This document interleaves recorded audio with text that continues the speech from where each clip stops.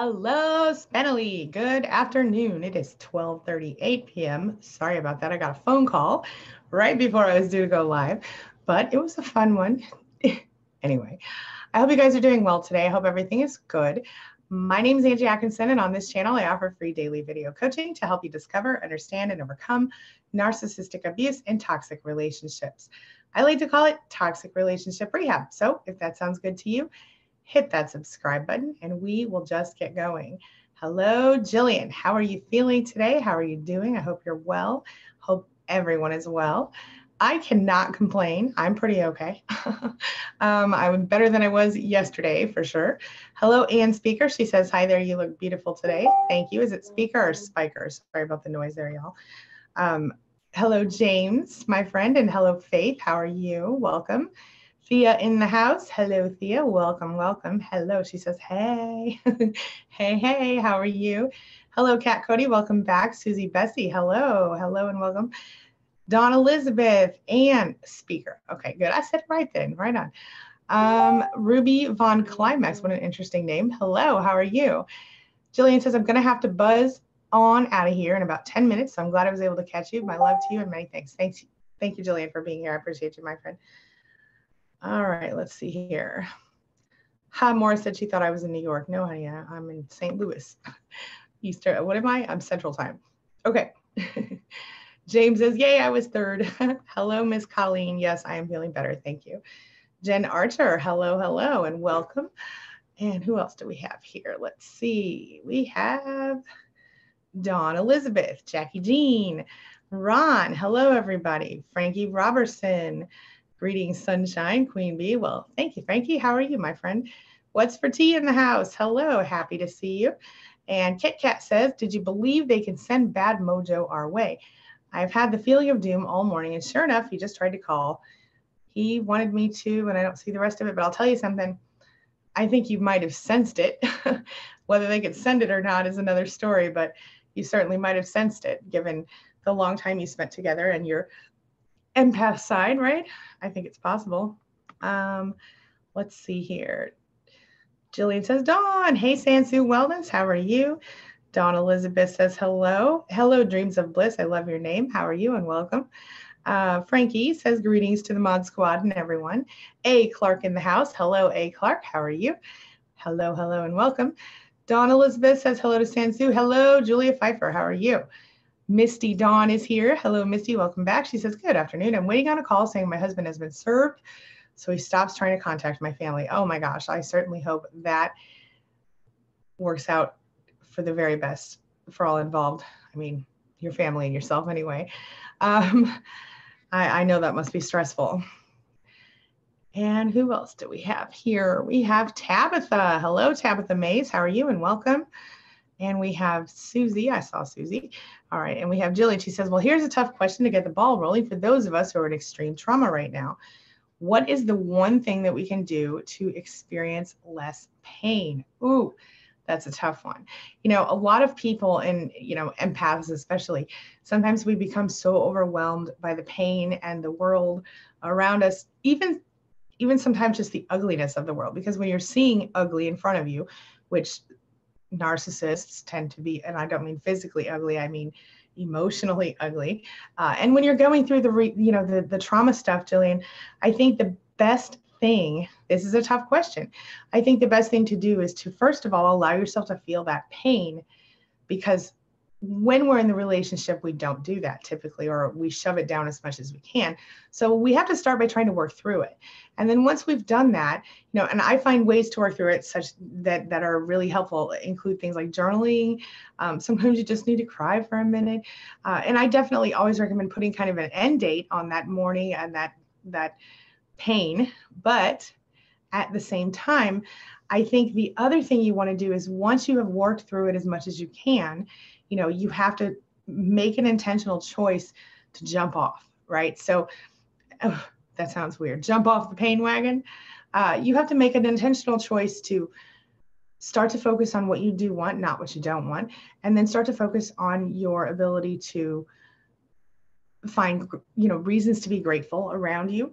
And then again, to intentionally choose to change your mind and your life in that process. Now, that also depends on if you feel like you're in a psychological, spiral and you're not able to get out of it, then maybe in some cases you want to consider going to a therapist. But in those cases, you want to make sure that your therapist is educated enough to help you. And I don't mean enough, I mean educated in the specific area that you need, which is maybe some CPTSD stuff. I know, what is one thing you can do to experience less pain? I think that sounds weird to say, go ahead and experience the pain. But I think what happens to us is that because of our abuse in the past, our nature is to jump and go, I'm not going to let this affect me. I'm going to get through this. I'm so tough. And we are tough. We're tougher than most people we know in real life. But if we can't allow ourselves to feel those feelings, then we can't allow ourselves to heal. Okay, so even though our first instinct is to let go of our feelings and be like, I'm fine, it's no big deal. It is a freaking big deal. You know what I mean? There's so much that you have to go through, but you have to work through the pain if you're ever going to release it.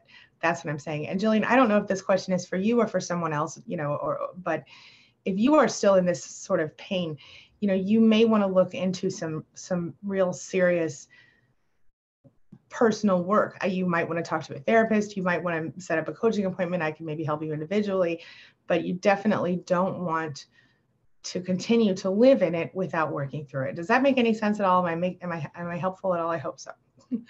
All right. Linnell says, good morning. Good morning, Linnell, and welcome back. And Dawn Elizabeth says, I wish, James, the dentist just, dug into my teeth yesterday. That's terrible. That sounds very painful, my friend. I hope you're okay, Dawn. Let's see here. Where was I? And wait a minute. Hey, Ron Nelson, how are you? Good to see you too. Frankie Robertson, I got you. Okay, here we go. Misty Dawn says, I got her. Okay, sorry guys, I'm just trying to catch up with this in the chat. Hey, Joe Sauter, how are you? Mishi Alexander in the house. Hello, hello. Nada says, yay, finally caught your stream. Right on. Anne says, yes, you understand phonetics, smart lady. Well, thank you. I appreciate that. Phonetics, I can't even talk correctly today. Did I say hi to Joe Sauter yet? Hi, Joe. How are you? Dawn, James wants to know if you're feeling any better. And Jennifer Grove, hello. Welcome back, my friend. How are you? Let's see here. Dawn Elizabeth says hello to Colleen. Kit Kat says, he wants me to help him. I just blew him off via text, but not my job anymore. Yeah. Like Colleen said in our live stream the other day, she said, not my circus, not my monkeys. And that's exactly the right way to handle that. So I'm very proud of you. As always, Kit Kat, I'm very proud of you. That's awesome. Because that's exactly what you should have done. You did the right thing. I'm so proud of you. All right, moving on. I'm gonna stop being your mom for a minute. All right, hello, Shar. Welcome back, my friend. How are you? And hello, Speculator. What a cool name. Welcome. And Jackie Jean says, good luck to Misty Dawn. Maria Calloway is here. Hello, Maria. Happy to see you. She says, good afternoon, all. Leaving his family alone. His family acts as if they were angry. I didn't die. Oh no, with him. I'm so sorry, honey. I think it's a good idea to leave the family alone. And I hate to say this, but I mean, he was with another person. How could they possibly be upset with you? That's insane. I'm so sorry. Sansu says, I'm having a tough time. And to tell everyone and to tell everything about it here, it's such a long story. Oh, Sue, I'm so sorry. Well, tell us what you can and I'll try to help, okay? Ruby Von Climax says, on my way to file divorce papers. Thank you so much for helping me get to this point. Ruby, that's amazing. Congratulations. I know it's going to be a journey, but it'll be so worth it when you get to the end of it, my friend. Seriously, amazing. Amazing. Jen Archer says hello to me and to Dawn. Susie says hi, Dawn, and Tabitha says hello. Hello, hello, hello, Tabitha. Jillian says, well, I already got that one. Okay, so apparently I've already done this, but we're going to keep on going, everybody. Let's see. Oh, yeah, Dawn Elizabeth was having the teeth problems. Okay. Tasha, hello, Tasha, how are you? She says, hi, Angie, you are so inspirational. Big hug back at you, my friend. And James says, that's so cool that you sensed that. I hope I can tune into it like you did. I feel like you could if you chose to, James. I really do. I really do. Oh, Anne, this is a great question. Anne says, can you be friends with your ex-narc? I say no, and here's why. No, can you? Sure. It's done all the time. Is it worth it? No. Let me tell you, what'll happen if you decide to be friends with your ex-narcissist is that you will remain in the role of being one of their sources of supply.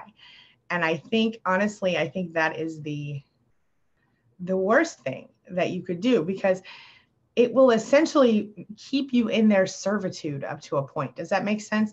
I've done an entire video about this, Anne, but what it turns out is that a lot of narcissists would love to keep all of their exes as friends, because then they could hop around whenever they need support. And if one isn't available, then they could jump in with the other one.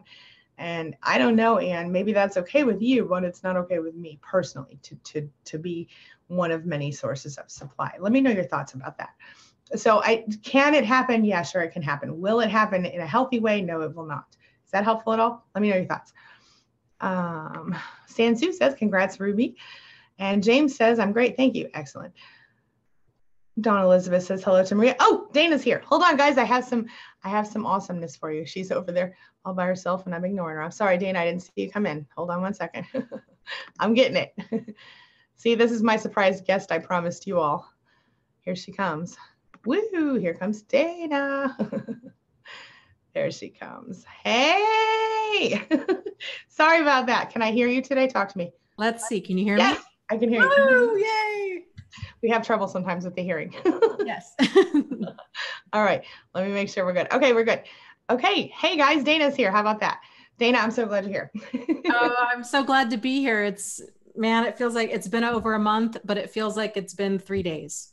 So I know. Tell everybody what's going on with you. They've been so crazy. Worried. Well, I'll just do a quick recap for those who haven't heard. We had a massive house fire. When was it? Like about a month ago. I don't even remember what day it was. And I was home at the time. It was really wild, and kind of long story short, we lost everything. So we are in temporary housing right now and working on rebuilding our lives, because that's what we do around here. So it kind of, it threw me for a loop the first week or so. We had a cat that was in critical care, and it was a lot. It was a lot. So, but everybody's fine now. And now we're just kind of rebuilding, and we're planning on using this, for our highest and greatest good, and for the highest and greatest good of others. And I had lots of lessons learned in that experience, which I'll share another time. But it's good to be back. And thank you, everybody, for all of the messages and support and just everything. It really means a ton. I'm so glad to hear. Yeah. Thanks. And I'm so glad that you're okay. Everybody has been so concerned, and I've heard from almost daily, everybody's like, what's going on with Dana? So I would just tell them what I knew, but I'm so glad you came in and talked to them. And I know you have your own channel over there too, by the way, Thrive After Abuse, everybody.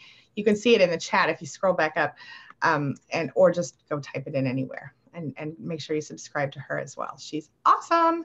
Okay. Moving right along. Did you pull up you have it pulled up and ready to go? I'm on your channel and I'm looking at the chat. So let's see. I just heard the last question about, can you and your ex be friends? And I thought you gave a great response to that. And so many people do have that question. And I've been there too. There's no judgment, but I'll tell you another big aha moment for me, and I think for a lot of people, is if you're questioning whether or not this person who has used, abused, or exploited you, if you can be friends with them, then this is a big warning sign for us that we've got some poor boundaries and some really poor definitions about what a friend is. Yes. And that needs some examining. So it's these, and there's no judgment there. There's, of course, just these little moments, kind of flashes of insight where we're like, hey, wait a minute, this doesn't compute. Why am I trying to be friendly, or friends with somebody who mistreats me? And then that can take you down this rabbit hole of like, well, wait a minute. And what other areas of my life have I been kind of thinking, like trying to be friends with the person who's hurtful to me? Mm-hmm. There's a lot of insight that can be gained from kind of going down that rabbit hole. Absolutely true. Totally. And you know what, while we're recapping a little bit of, I wanted to ask you, what would you have said to Jillian, who said, what's the one thing when you're in horrible pain from your trauma that you've gone through, What advice would you offer to somebody like that? What's like your best tips for healing maybe? I think there's a couple things. I guess first and foremost, realizing that the pain that you're in is not going to last forever, Mm-hmm. and that it's not always going to be this painful. Yeah. And I think knowing that, because whenever we go through any trauma, my house fire, an abusive ex, it's like this bomb goes off in your life, and it can really feel like you're stuck in that, and like things are never going to get better because everything is so blown apart. Yeah. But if you realize, no, this is just a chapter in the book of your life. Like this doesn't have to be the whole story. Yeah. So kind of keeping perspective like that. And then I think also realizing that healing is a process, not an event. And that you're going to have good days and bad days. You're going to have good moments and bad moments. And to not wait until you feel 100% healed before you start getting back out there and living your life. That it tends, a lot of this healing, and let me touch on this too, you know, a big part of healing is time, but it's also what we do with that time. Yeah. And so if we're just kind of sitting around, you know, holding on to our pain, it's not going to, you know, dissipate as quickly, or we're not going to process it as quickly as if we can make that conscious decision of, okay, you know what, for the next 2 hours, I'm going to go out with a friend and go to see a movie or go have dinner with somebody. And I'm going to set my pain down. And this is one of the hardest things to do because you're not going to feel like doing it. Right. But if you can kind of step outside of that pain and just be like, okay, I'm going to put this down and I'm going to go have fun, knowing that I can come back and I can pick up that pain if I need to, or if I want to. Yeah. You know, that these events, these painful events and the joyous events in life can occur simultaneously. Mm-hmm. You know, just kind of like with the house fire thing, you know, we went out, you know, I still am making it a point to go out with friends and to go out and have fun, even though, especially those first 2 weeks, I didn't feel like it at all.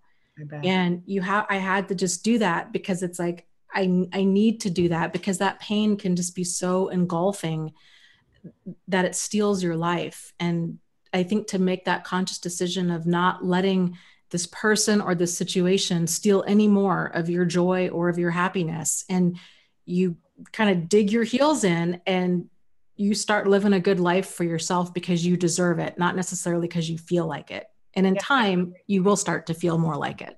Yeah.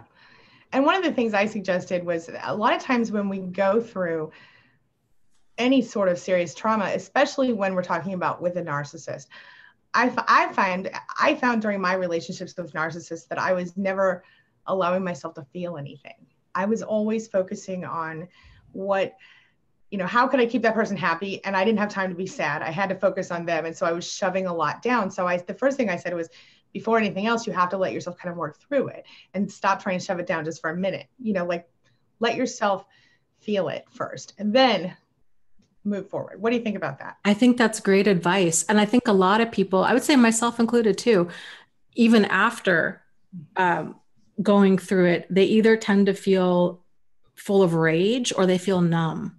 Yeah, I did. And numbness, various times. Yeah. Numbness is a hard emotion to kind of shift out of. I mean, at least with anger, there's a lot of energy in anger, and it can feel like trying to direct a loose fire hose. Great way to put it. Yeah. You know, but if you can channel that anger into something constructive, doesn't have to be big. I mean, you can go run around the block a few times. You can go clean out a junk drawer. You can, you know, just move out and get away from your narcissist. Yes. Yeah. Like, you know, start burning off that energy in like more positive ways. The numbness is something I think this is another one of those little moments where we have those flashes of, hey, maybe there's something more here. Because I think a lot of people that are so used to being out of tune with their emotions, maybe they weren't allowed to be angry or upset when they were a child. And now they're having to kind of explore emotions that they've never really felt before. Yeah. Because they've spent decades trying to always be the peacekeeper or get along, or, you know, they were the ones that they consider themselves to be, I go along to get along kind of thing. And now all of a sudden they're numb and they're like, I just don't even know how to feel. And there's things that you can do, because Angie's right. It's about feeling those emotions and then kind of working through them. I think some of the things, if you're having trouble getting angry, or if you're having trouble even being sad, to try to allow time to provoke those emotions, like milk those emotions within you. Yeah. You can watch, one of my favorite all-time sad movies is the old movie Beaches with Barbara Hershey and Bette Midler. I love that movie. Isn't that great? I love that movie too. And, movies that are not a love story, right? But that are just sad and that'll get those tears flowing, and then just kind of keep riding that wave. Yeah. Yeah. It helps. It helps a lot. It really does. Right? Yeah. I love that. Absolutely. I want to say really quickly, JS, thank you for the update. JS says still in the middle of financials and custody for almost 3 years now. Announced he wanted to separate in 2015, civilly divorced February 2017, financials and custody not settled. How are you handling that? Tell us in the chat. Dana, do you have another question that you want to pick up on, or should we? Oh, here. Well, let me, 1 second. JS says, I'm exhausted and I feel like giving up. Any suggestions? I could really use some. So do you want to start with that one, or do you want me to start with that one? Can you repeat it real quick? Basically, they're in 3 years into a divorce and exhausted. Okay. And how do they keep going and not give up? They're fighting custody. They're fighting financials. It's stressful. What thoughts would you share? How about you take that one first? Okay. So JS, my suggestion first is to start living now. Like, I know everything isn't settled. I know you feel like you're in limbo, and my God, being in limbo for 3 years must be hell. And I'm so sorry, but I'll tell you something. That legal situation being what it is, my guess is you're already living in a separate location. And I assume so. If that's the case, you can start living right now. You don't have to wait until it's over. I mean, that is really paperwork. I know the kids are more than paperwork. I know the financials are more than paperwork. But if you stop waiting for that situation before you start living, I think that's going to be the healthiest possible thing you could do, is to stop letting yourself feel like, oh my God, I can't be happy until this is over. Because 3 years is a long time. You must be starting to want to move forward. And even if you choose not to date, or you choose not to get involved with someone, which I think is maybe a good idea for your own sake if you're not healed yet. But I would start living, and I would only deal with the divorce stuff when you have to. Outside of that, I would focus on what's right now, not what was 3 years ago or 20 years ago or whatever. That's where I would start, and focus on things you're grateful for every day. Think of 10 things you love about yourself. 10 things you're grateful for, and 3 things you love about yourself, or 10 things you love about yourself. That wouldn't be a bad thing. But focus on what is good in your life, what you can control, what you can manage, and only deal with the rest of the stuff when you must. Other than that, I wouldn't even focus on it. I would focus only on moving forward. Thoughts, Dana? Yeah, I agree. I think this is another example of kind of what we were just talking about, of taking kind of empowered action, even if you don't feel like it. Yeah. And so, yes, I mean, my goodness, 3 years of ongoing stress and frustration and anger and all of these emotions, and that can be all consuming. And it's normal for that to be all consuming. Yeah. But like Angie said, you can kind of work on slowing those emotions down and kind of thinking about it in like kind of compartmentalizing things of like, okay, there's this very real painful situation over here, but I'm going to kind of keep it in this box until I have to deal with it. And in the meantime, I'm going to try to kind of shift my focus onto everything that's good and right in my world and what I do have control over, and then start pouring more energy into that. Yeah. And you'll attract more of that. Go ahead. Yes, very much. And, and then also I would say making a list of, because it might be, this has been going on for so long. You might be at this place where you're like, I don't even remember what it's like to feel happy, or what it feels like to actually have a good day. If you're there, sit down and write out a list of things that you think you might enjoy. Great. A walk around a lake, playing with, if you have a pet, playing with your pet. The more things that you can put on that list. And so, because it's sometimes easier, I think, to have a list. So if we're just kind of sitting there on the couch and we're like, I don't know, like I should go do something that's enjoyable, but I don't even know what, Right. that you have something to refer back to, because trauma and stress, man, it really overwhelms a person's system, and you're not thinking as clearly as you probably normally would be. So making things as easy on yourself as possible, and making it a priority, like kind of getting a plan. I'm a big fan of meetup.com, Yeah. doing activities, scheduling activities, making it a point. Okay, every, Friday night for 2 hours, depending on how old your kids are, I'm going to go, I don't know, go do something, either a meetup activity or something with friends. Or if you have children, okay, every Friday night, we're going to go out for a soda, just something that's enjoyable, that you to look forward to, that you can start building this more positive routine. Absolutely. I totally agree. Yeah. Good stuff. Good stuff. Okay. Here's one from Jennifer. Go ahead. Who says, I've never had rage or anger from my abusive childhood, but I've spent my life in numbness. I think it stems from the energy that's been drained from being constantly abused. You just don't even know what happiness is. So how can you feel happy? It's a great question. That is a great question. It's very insightful too. Indeed. Yeah. Do you want to touch on that a little bit, or do you want me to start, or?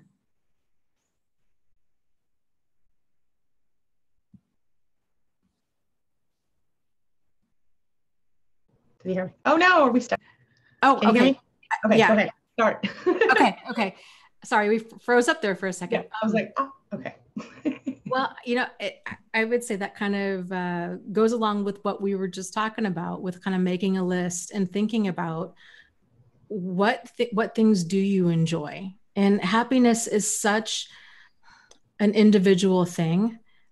But I would, and this is yet again another one of those little flashes of, okay, that's really interesting. I'm not really sure what makes me happy. Yeah. And Jennifer has the insight of, okay, I have an idea of why I can't really identify happiness. One of the things that you can do to start tapping into that is to start tapping into how you feel. Yeah. So happiness, if you think about your emotions in terms of kind of being on a spectrum, not necessarily of good or bad, but pleasant and unpleasant. So happiness is going to be on the high degree of the pleasant spectrum. So you're energized, joyous, enthused. I mean, like goosebumps. You're just in the flow. It's empowering. I mean, it just feels really, really good. So shoot for those emotions and do more of that kind of stuff in your life. And so, like I was saying, it's an individual thing. So for some people, it might be playing the guitar. It might be spending time on a lake. It might be spending time with friends. It might be spending time alone and reading a good book. It's just kind of knowing yourself, but moving in that direction towards those pleasant emotions. And I think once you tap into that, your kind of inner self is going to be pulling you in that direction. And because you start to get used to feeling good and energized and nourished. And once you're aware of that, and here's another thing too, once you kind of know what it's like to feel bad, kind of by default, then you know what not to do. Yeah. Then the opposite would be, okay, this is then what feels good. Absolutely. So, yeah. Yeah. And I think that what I would add is that when we are going through abuse from childhood and we become adults, we end up with narcissists sometimes or other abusers. I think what we have to recognize is the way that our brains are going to function differently, because we may have adrenal burnout, or we may have, different connections than some people because of the way that we weren't allowed to have, to develop normally. Not that there's something wrong with us, but we have to give ourselves a break and not try, like Dana said, just kind of start to feel your feelings, start to feel what you actually do want and what feels good, what feels exciting and joyful. I've had clients before who became skydivers, like in their spare time, because they needed something really big to make them feel, something. And so maybe you don't need to be a skydiver, but maybe you want to start running, or you want to start doing some other sort of like exercise like we talked about, because endorphins will be raised up in you, and that feels good. You'll start to recognize what good feels like. And I think everything Dana said is entirely accurate. And I guess what I'm tacking on to the end of it is that sort of it's not really your fault because of the way that you were, brought up to not understand what that feels like. And I think it's important that survivors know that, so they don't blame themselves even further for something that wasn't their fault. But the good news is you can fix it yourself if you choose to. Yes. Dana. Yeah. I'm going to add something to that too, because you're right. I think so many people, especially if they've been abused or neglected in childhood, they feel broken. Yes. They feel kind of like this emotionally disabled in some sort of way. And I do think it's important to realize, and I'm not a fan of even the term disabled in any context. I've worked with enough people with enough physical and emotional challenges so I fully mean this when I say this. I really fully believe that people are just differently abled. I agree. And when people have gone through abuse in childhood, you're not like emotionally disabled. You're just emotionally differently abled. You're more in tune with other people's pain. You're more, you tend to be just more in tune with different environments, with kind of the energy of a room. There's so many, I think, skill sets that only come from being abused or neglected, that it's so easy to look at everything that we don't have and to be upset about that. And that's a very valid thing too. And I fully get that. But to realize, okay, yeah, these are some areas that we can work on. But yes, please don't think, okay, I'm totally broken, or that this is my fault, or that, I have this huge kind of hill to climb. It's just learning a different skill set in addition to what you already have, because it probably, if you're like many other of us that have gone through abuse or neglect, there's a lot about you that other people don't have, and like when you can kind of get that in balance with healthy boundaries and good self-esteem, then I think, man, that's just where then you become like a little energetic powerhouse, Yeah, absolutely. Yeah. And I think right now, I think going through what you're going through must kind of give you a refresher crash course on having to get through the. Yeah, I will tell you, one of the most interesting things about the fire has been, thinking about all of the what ifs and the what could have beens, and just kind of the realization of, if I'd been in the shower when this happened, I would be dead. God. And awful. Yeah, so, but more than that, what's been interesting is I was so concerned about what would happen to me emotionally. Mm-hmm. So I'm like, man, I have worked so freaking hard to get where I am today and to overcome as much of my former PTSD as I possibly could. And it really rattled me to think about how much backsliding I could potentially do. And I was so concerned, like, what is my brain going to do with what just happened?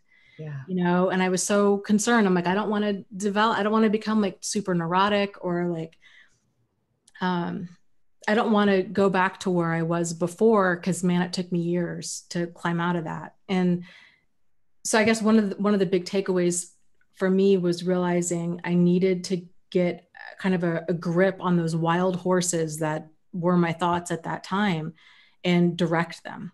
Totally. And be like, okay, I'm not going to wait until I'm on the other side of this healing to see what my brain did with things. Like, I need to take charge and be like, okay, this is the direction that we're going to head. And I'm going to use this for my highest and greatest good, and for my highest and greatest good of others. And that's the path that we're going to go down. And I had to kind of distance myself from all of the chaotic thoughts. And it was interesting, because it was sort of like me taking my own medicine, what I've been able to tell people. So it was like, okay, yeah, this actually really does work. And I feel like I've been able to get to a pretty solid emotional place in a relatively short amount of time. Mm-hmm. Yeah, it's been what? Not even about a month. Yeah. About a month. Yeah. Yeah. That's pretty impressive. Yeah. And, But, and go ahead. but like you said, it is kind of a refresher because it is, I think when we do get so far away from healing, you forget. And one of the things that I'm like, man, I forgot how the number stress does on your brain, and I kept with my group, I'm like, yeah, okay, I'll be back in a few days. I'm fine. And then I realized I'm like, I am not thinking clearly at all. Like I really need to just go bench myself because I feel like I have mashed potatoes for brains. And this time around, I can identify it as, okay, this is a very normal response to a tremendous amount of stress. Yeah. Whereas when I was going through all of this before, like 7 or so years ago, I didn't realize that that was what was going on. And I felt like I was losing my mind because I was doing things that weren't making sense. I mean, I was just not thinking clearly, like at all across the board.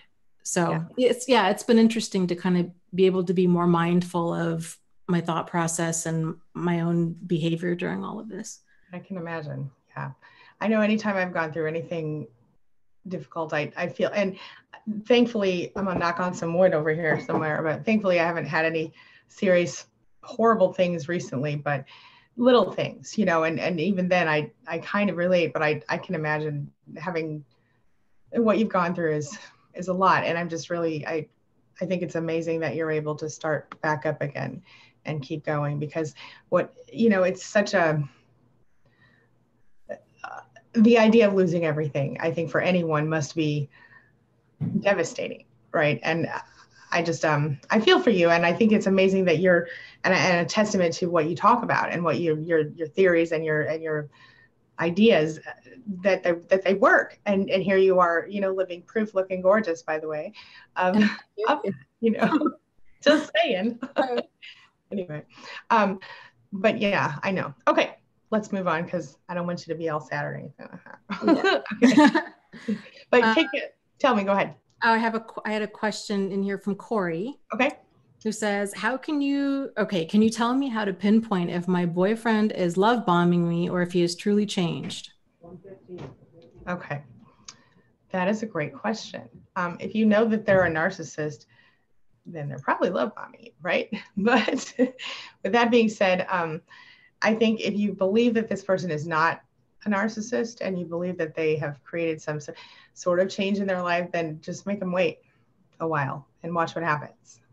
Because if you do that, a narcissist will either get very angry or wander off in some other direction because they don't have the ability to be patient and wait. And I know that sounds very simple and funny, but I think maybe you'll agree, Dana, I don't know, but if you've ever tried to make a narcissist wait for something, I definitely wouldn't jump back into bed with them. I definitely wouldn't let them move into your house, wouldn't start texting daily. I would say, show me, prove it. I'm from Missouri. That's a show me state. But really, though, that's legit. What do you think, Dana? I think you're right. I mean, I think there's a couple of things. I think, like you're saying, it's time. So, and trust is something that's earned over a consistent amount of time, with consistent action. So a lot of narcissists, like Angie was saying, they have poor impulse control. They want it now, and they get upset when you're like, what? Oh, come on, get over it. That was, you're living in the past. That was why you got to keep bringing stuff up. And it's like, actually, dude, that was a week ago. Or this was like 2 months ago. And 10 minutes ago. Yeah. And I think that's a big insight into somebody else's mindset. If they're expecting you, if they don't have that empathy or that understanding of that they broke trust and that it's going to take a while for that trust to be rebuilt, and that it's not just you that needs to trust them, they need to earn it. So, if they cheated on you, it's going to be, they need to live a life of open, honest, sincere, solutions-oriented communication and a life of transparency. And that you're not going to feel safe and secure around them, and that they need to kind of eat that dirt, and do the work to make you feel emotionally safe around them. But a narcissist doesn't understand that, and they get upset when you try to maturely approach things. Yes. And that's a big problem to me right there. That shows that a person doesn't have accountability for their actions, because an accountable person would understand that. Oh my goodness. Yes. You know what? You're right. I cheated on you. I don't know what it was not okay. I shouldn't have done it. I understand you're going to have major trust issues with me, that you're probably going to want to know where I'm with. You're probably going to want to have a lot of questions. I'm going to need to answer. It's going to be uncomfortable. I'm going to feel like a big bag of dirt for a long time. Mm-hmm. I will do what it takes to repair the damage. Absolutely. But then the second part of that is, this is another one of those like flashes of insight, the kind of the universe winking at you of, this is also a sign for you to examine where are your deal breakers.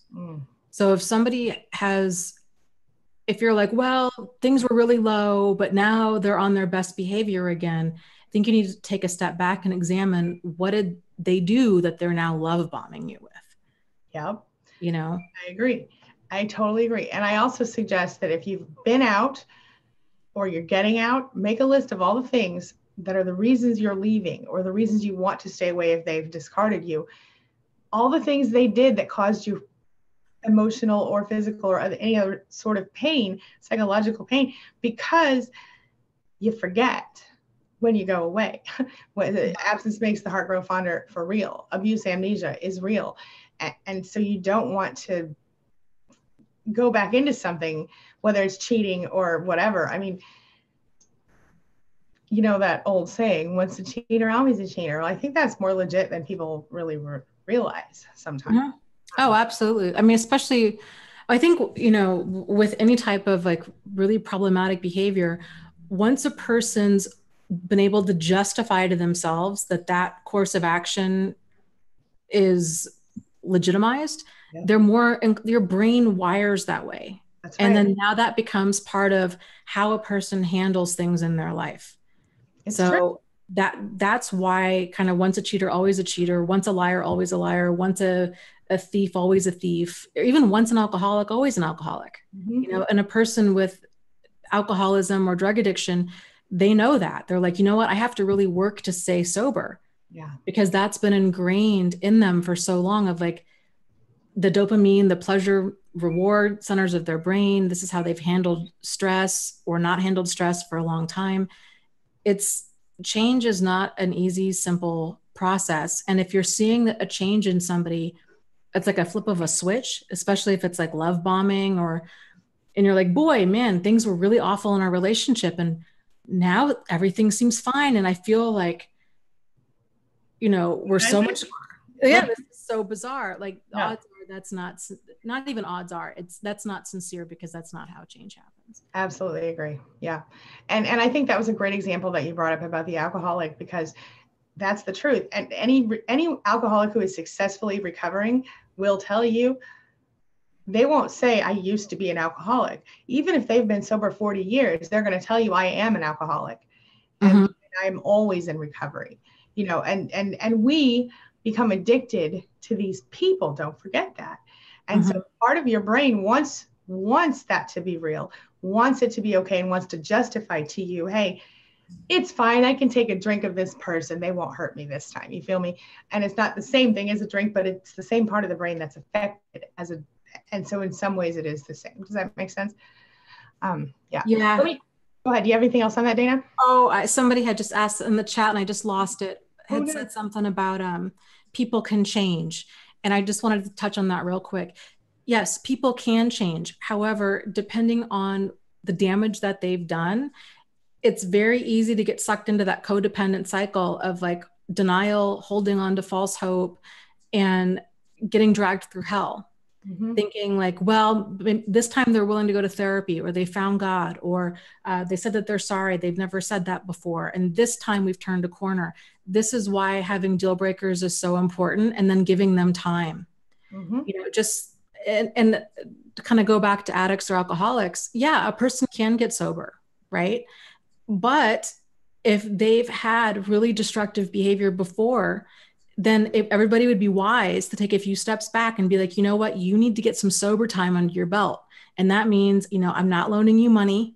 Mm-hmm. It's for me with addicts and alcoholics in my family, I've made it very clear, you know, here's the deal. I trust you. I don't trust your alcoholism, or I don't trust your addiction. And because of that, you're not borrowing my car. You're not borrowing my money. and like, I can't trust you because you haven't been trustworthy for a very long time. Let's revisit this conversation again after you've been sober for about 3 years. Yeah. And we'll see where you are. Doesn't mean that I'm mean or cruel. It means I understand addiction, and it's a monkey on somebody's back. And it's kind of the same thing with abuse or with cheating. And I kind of stuff, to me, that kind of stuff is more of a character issue. It's not like, like addiction or alcoholism. It's a character thing. And maybe they will change, but you know what? I will never know, because I'm never going to stick around to find out, because there's too many people out there in the world. And why stick around and get PTSD from somebody else's behavior? To me, it's just like the risk and reward is just not even there. We have to be really firm in our boundaries is the thing. Yeah. And so, if someone has abused you, chances are, at least what I've seen, what Dana has seen, what everyone else could, maybe everyone else here could tell you, we've all gone back. I did. I know Dana did at one point. We've all done it a little bit. We've all tried again with people like this. At some point, stop trying, because it was either them or us.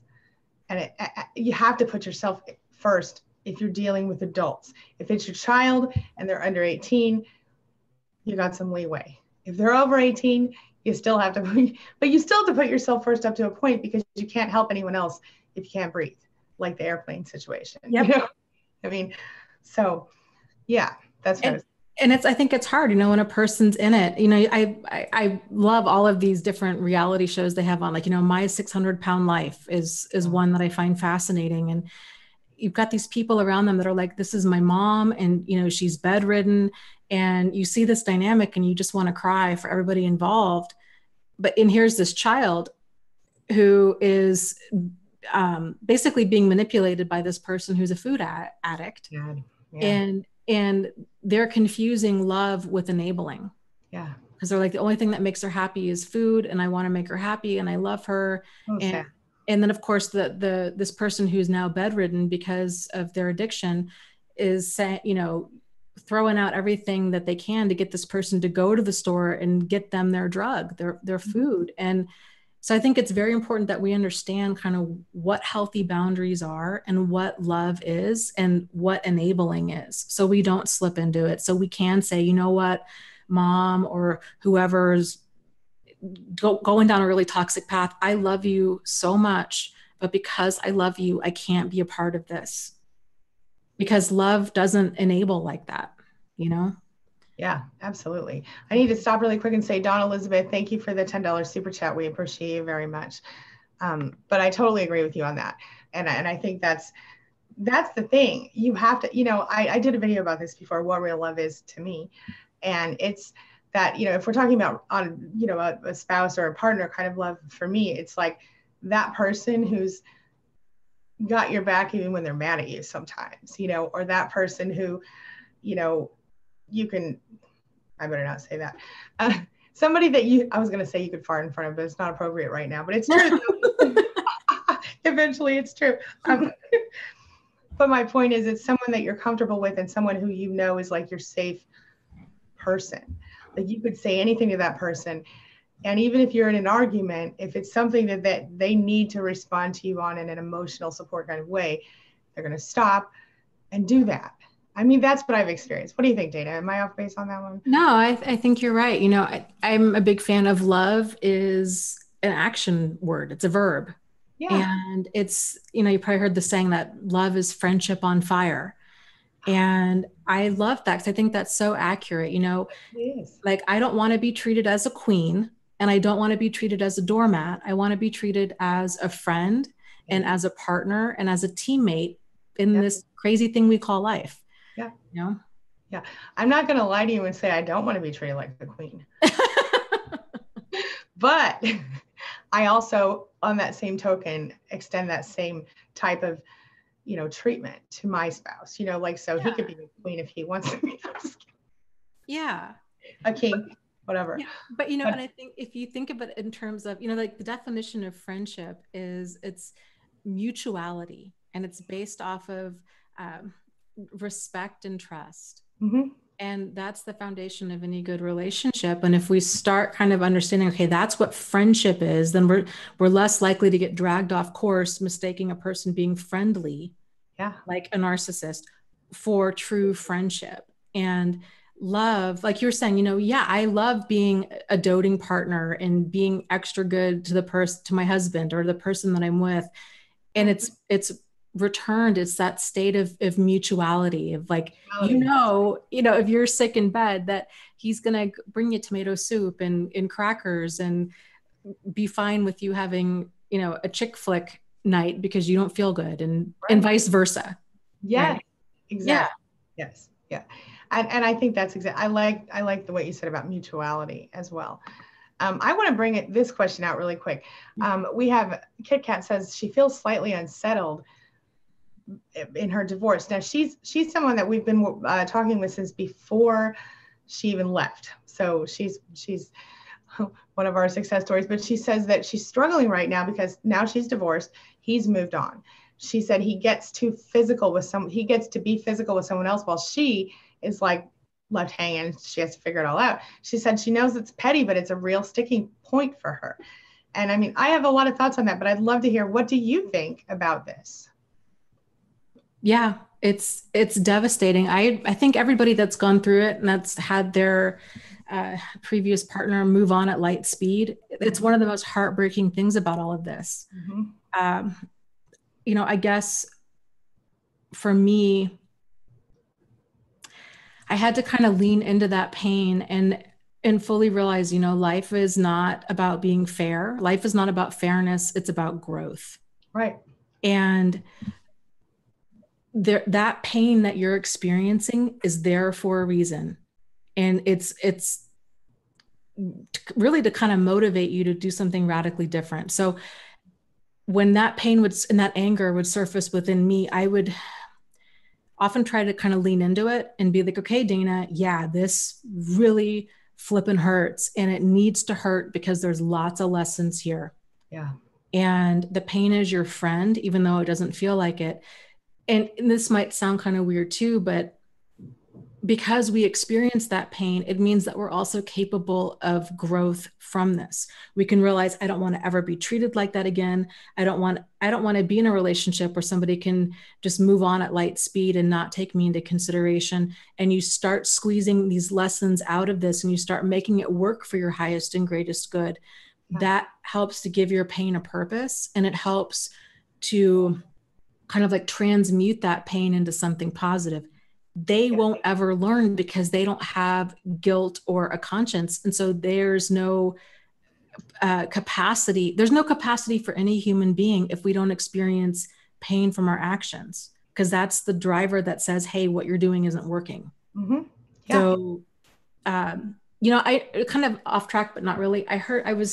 Been listening to a lot of very varied YouTube channels over the past month, and one of which was from this rabbi.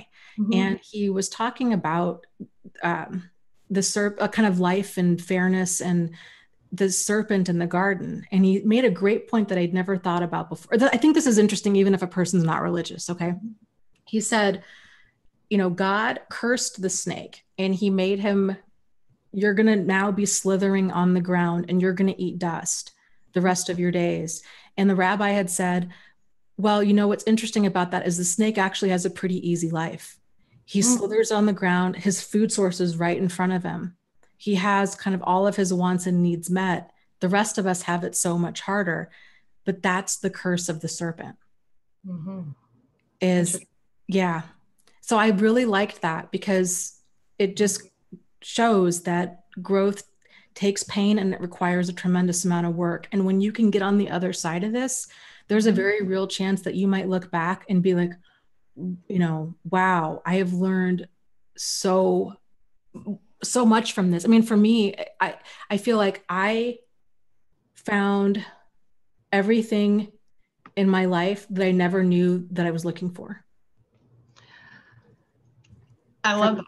Yeah, I think that same thing. I think that all the time. And I say to people all the time, you're going to become, not only the strongest person in real life, but also, I think, more developed than your standard soul, more emotionally aware than your standard person. I really believe that to be true.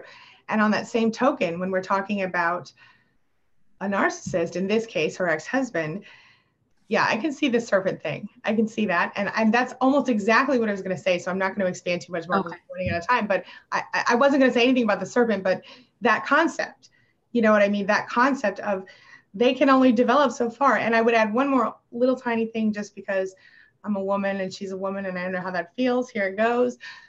That new supply is not getting a better deal than you.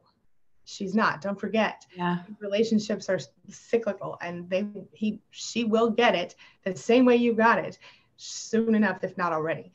That's all I'm saying. And I'm not saying that that's like a good thing. It's something we should feel sorry for her about, but it's not something you need to worry about. But sometimes it helps you feel better when you're in those hard moments.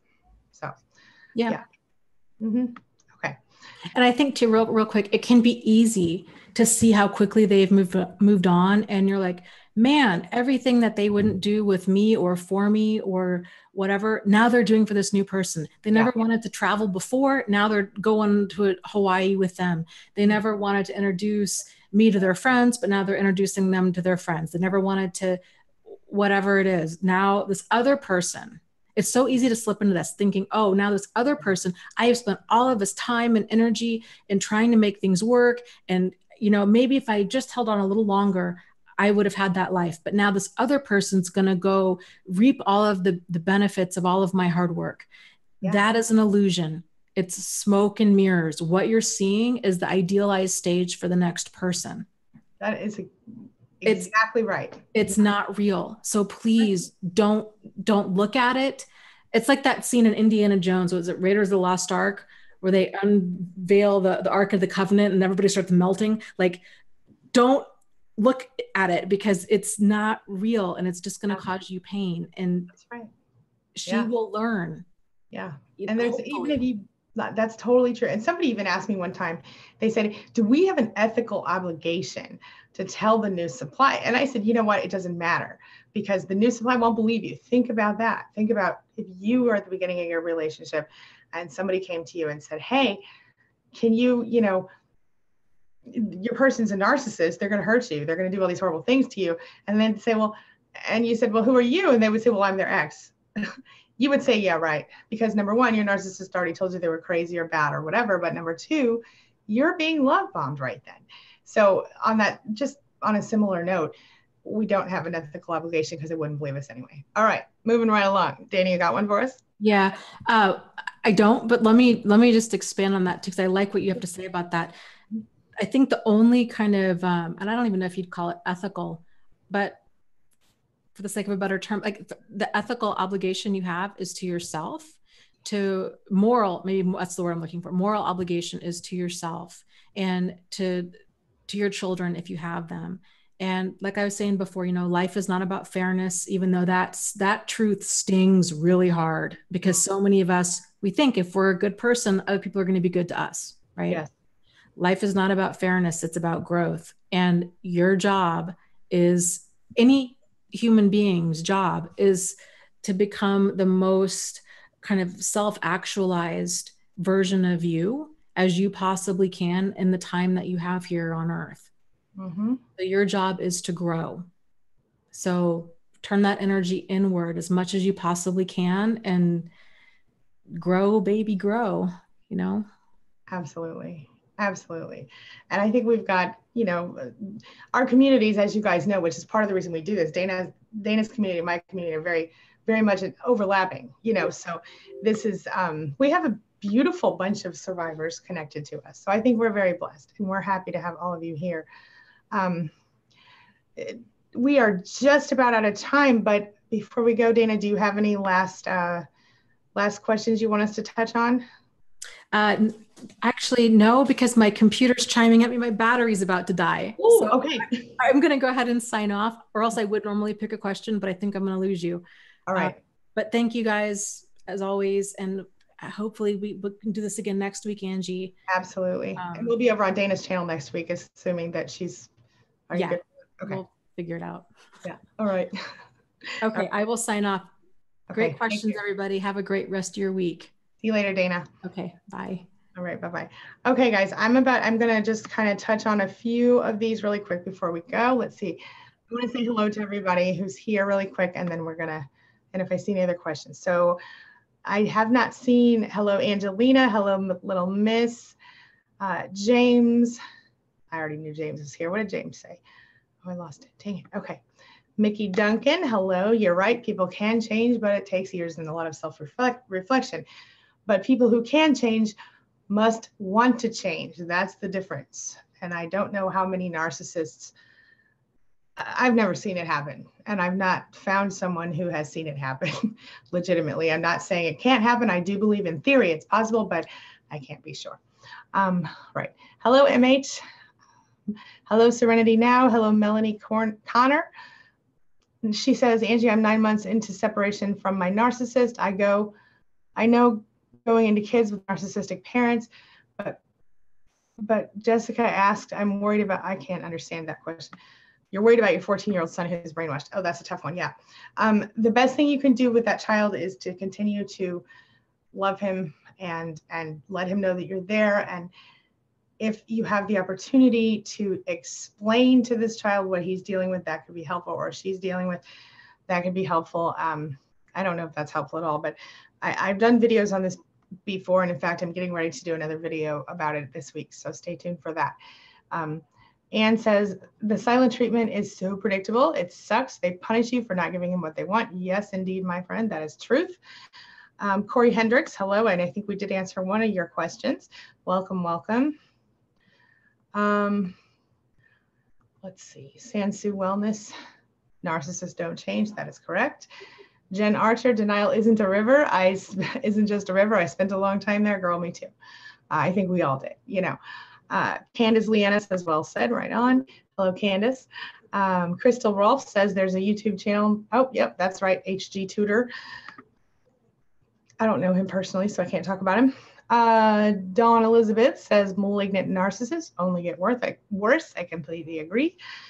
MH says once we learn to develop a healthy self-love, it gets easier to move on. And that is 100% true. And I can't believe I forgot to mention that, but that's absolutely the truth. And I think that's incredibly important. And it's the only thing that, you know, it took me a long time to get there. But, you know, now I'm to this really great place where I'm like, okay, unconditional self-acceptance, unconditional self-love. Am I perfect? Heck no. Am I nowhere near perfect. What's perfect anyway, though? You know, I have lots of things that I could do better, and I try to get a little better each day. But, you know, but I love my people in my life. I love you guys. I try to do my very best to serve the people in my life, and I keep going. So, but I also take care of myself as much as I can in that process. I probably should take a little better care sometimes. I'm not going to lie, but sometimes I just need to take a deep breath, give myself a minute, and move on. You know. All right. Angelina Starchild. I like that new name you've got going there, Nicole Angelina. She said her name is now Angelina that Starchild. I like that. She said she took her narc back after 10 years. It was worse than ever. The fact is the narc will probably punish you for leaving and feels you deserve that treatment because you went back. And I think that is a very intelligent and accurate statement. Yes. Yes. Yeah. Sue says her ex was punishing her for not apologizing for a crazy made up lie he tried to put on her. And I think that's just a quintessential narcissist thing to do. I've experienced almost like literally that same thing. I know that's hard, Sue, and I'm so sorry. Mickey says she thinks cheaters can change if it was a one-time thing, but she highly doubts that serial cheaters can change. And I kind of agree with that. I think that there is such a thing as somebody cheating once and not cheating again.